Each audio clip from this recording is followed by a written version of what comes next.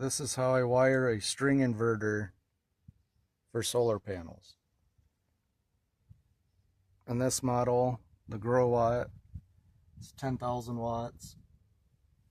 This bottom panel comes off after you take these 4 bolts out.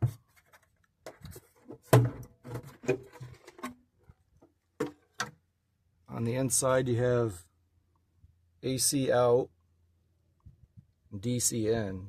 Your solar panels will go in here. You got strings 1, 2, 3, and 4, positive and negative, and battery hookups, which I don't have batteries. This ties directly to the grid. These go to a breaker down this wire and into this old shed. I'll show you that in a minute. But your red and black are hot. I believe that's neutral and ground. Oh, here's your ground. Right now I have strings 1, 2, and 3 hooked up. 4, I have the negative.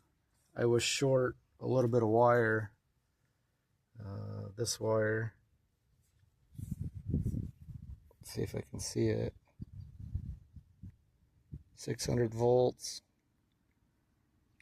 It's a 10 gauge. This wire's made for solar panels. Has an extra thick coating around it. But I need to connect it to the solar panels and then just push it in here. This only registers 4 strings, but you can have up to 8 sets of panels. Each string can only handle 500 volts max. I like to stay at around 400 or less. With this one, it has an antenna, but you can only read it from your phone. Your Bluetooth on the phone connects to it. It says Wi-Fi, but it does not connect to the internet. That's the only bad thing about this one. So let me get this other wire hooked up. So with those 4 strings I showed, I have 28 panels. 14 here, 14 here. If I had all 14 as one line, so say this is positive, this is negative, this connects to this, that connects to that, all the way down and then back. In the winter, the voltage increases. So this is over 500 volts. So you'd have to disconnect one panel in order for it to work.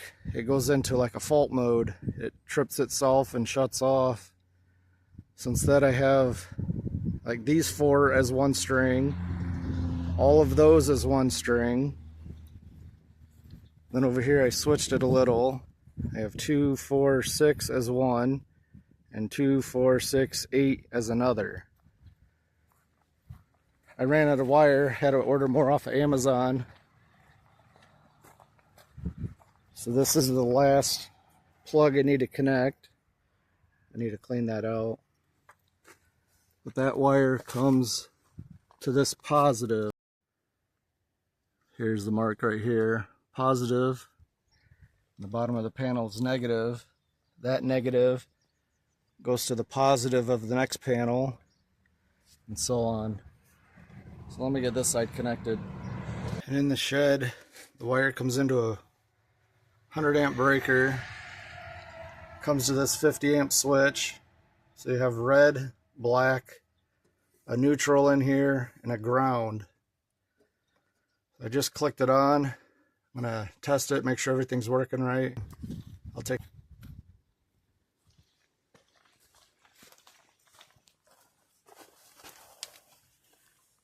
So right now it says it has power. It's connected to the grid. The light on the far right would be red if it's not connected to the grid. And I don't have battery, so the battery light's not up.